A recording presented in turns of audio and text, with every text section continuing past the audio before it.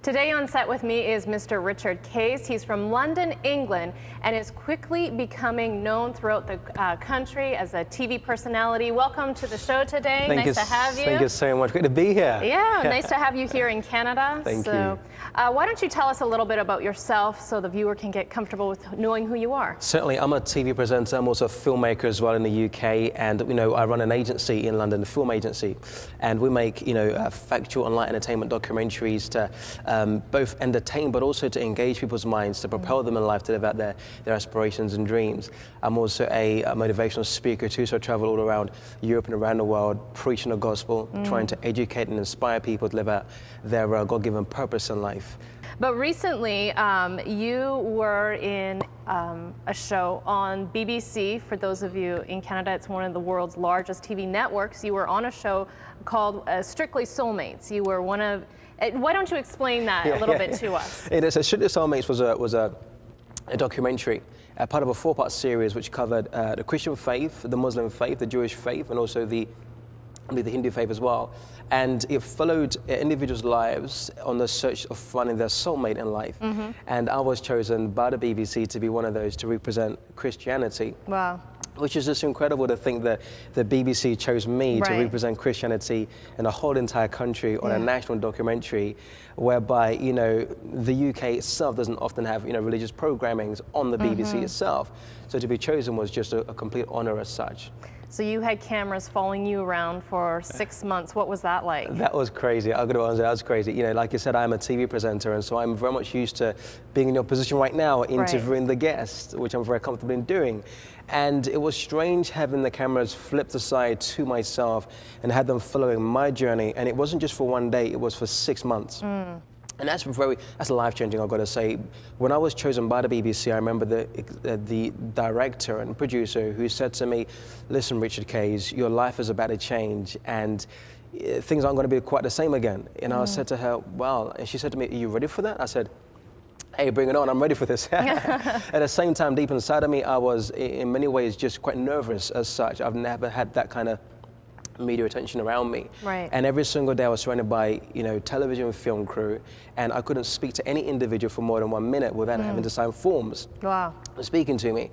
And often at times when I was speaking to friends of mine, they wouldn't quite realize I had film crew behind me because they would hide amongst bushes and buildings and things.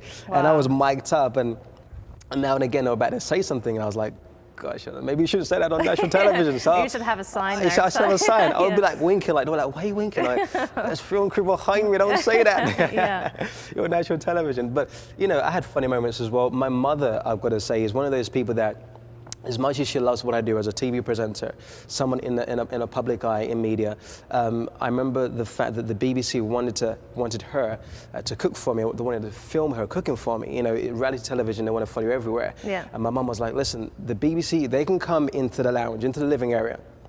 They're not allowed in that kitchen. And they can't come upstairs."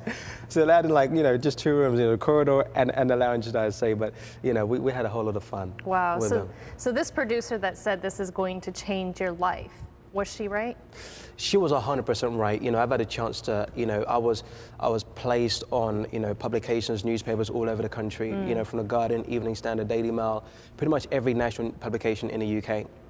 I have people that recognize me on a regular basis, whether that's on a train or a bus or a conference, an event. People recognize me on a regular basis and tell me what my name is, tell me what I was doing yesterday, just through following me on Twitter alone. And so the traffic has been immense. After the documentary itself, I was inundated by messages from goodness me, girls all over the country, wanting to go out on a date with me, which is rather strange. But it has in a very positive way. What a privilege to have the chance to share the gospel to non-Christians alike all over the UK and different parts of the world through a documentary that aired on BBC that happens to be the largest broadcaster worldwide. It was an honor for me. God spoke deeply into my life at the age of 14 when I gave my life to Him, that He was going to use me in a very profound way to become an influential man across the world, preaching the gospel. And, media has that impact that can reach the world worldwide. And I'm doing that on a regular basis. And I'm just thankful and humbled by the grace of God, because it's not because of my gifting, but because of God's grace over me. And that constant obedience of just trusting Him. Are you enjoying what you're doing? Loving what I'm doing indeed. Now, right now, and today we want to highlight a documentary that you're actually producing right now called Fame, correct? That's right. And I just want to remind the viewer, you've been seeing the information at the bottom of the screen, but go to his website and you can view this trailer that he's currently producing right now. What is this documentary about? Well, you know, fame is something that so many people around the world are so fixated over, whether it's newspapers, whether it's magazines. People just can't wait to get the hit story on the front cover of a magazine or newspaper. It Right. sells, right? And therefore, our young youth for today just want to be famous for many different reasons, and not all those reasons are correct, should I say. Not all those reasons are necessarily right. You know, it's not about, you know, just becoming famous for famous sake. I'm reminded of great men like Nelson Mandela, Martin Luther King, people that have actually revolutionized their culture and generations because of a cause. Fame has changed so much. People want to be famous for some, you know, nowadays for just doing nothing whatsoever, you know. And I believe that, you know, when you look at the statistics whereby we have nearly 7 billion people living on the earth today, 500,000 people die every single day without ever hearing the gospel. You know, 8,000 languages have never had the gospel, ever been interpreted in their language before. And I think when people hear statistics like this, they ought to have something on the inside of them that just gets angry, with a righteous anger, to say, I'm going to use my life to literally impact the world and culture that I live in today. And I believe that when it comes to fame, God wants us to use fame to make Christ famous all over the world. You know, Jesus is going to come back when the whole earth has heard him, has had the chance to witness the gospel in their lives. And I believe that God isn't calling people that just want to be famous, but he's calling people that are hungry about having a purpose, and with purpose comes influence. With influence comes fame. And I believe that God wants us to take the nations for him. And this documentary is really just educating people's lives about fame, how you can use fame to influence your culture, how you can use fame to influence your lives and generations to come.